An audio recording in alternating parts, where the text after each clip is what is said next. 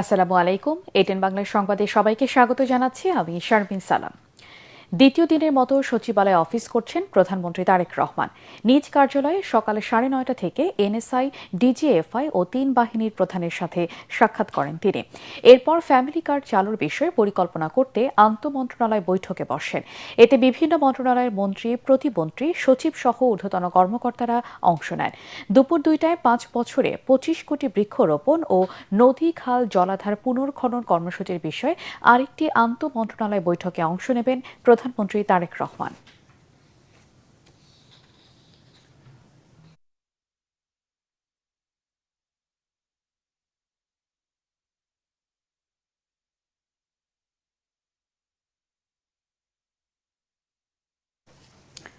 দর্শক, এই মুহূর্তে সচিবালয়ে আছেন সহকর্মী মাহবুব কবির চপল। সরাসরি চলে যাচ্ছি তার কাছে। চপল, দায়িত্ব গ্রহণের পরপর 2 দিনই সচিবালয়ে প্রধানমন্ত্রী এসেছেন আমরা যতটা দেখেছি। আজ আর কোন কোন বৈঠক করবেন তিনি?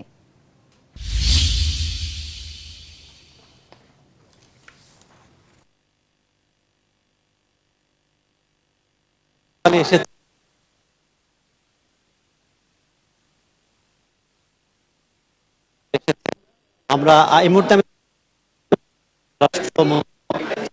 আহমদ তিনি একটু আগেই যারা বিভিন্ন দপ্তরের প্রধান আছেন আইন শৃঙ্খলা বাহিনীর তাদের সাথে আসলে বৈঠক করেছেন।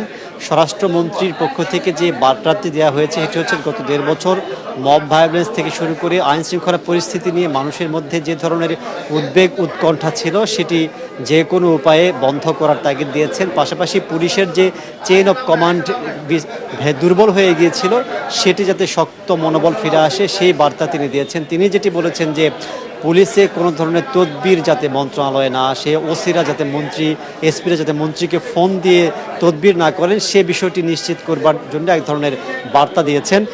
তার কাছে জানতে চেয়েছিলাম যে বর্তমান চুক্তিভিত্তিক যিনি আইজিপি আছেন, ডিএমপি কমিশনার আছেন, তাদের নিয়োগ পরিবর্তনের বিষয়ে কোনো সরকারি চিন্তা বা পরিকল্পনা আছে কিনা এ বিষয়টি নিয়ে তিনি পরিষ্কার কিছু বলেননি। আসলে মূলত তিনি দ্বিতীয় দিন অফিস করছেন, আসলে পুরো বিষয়টি জানবার চেষ্টা করছেন।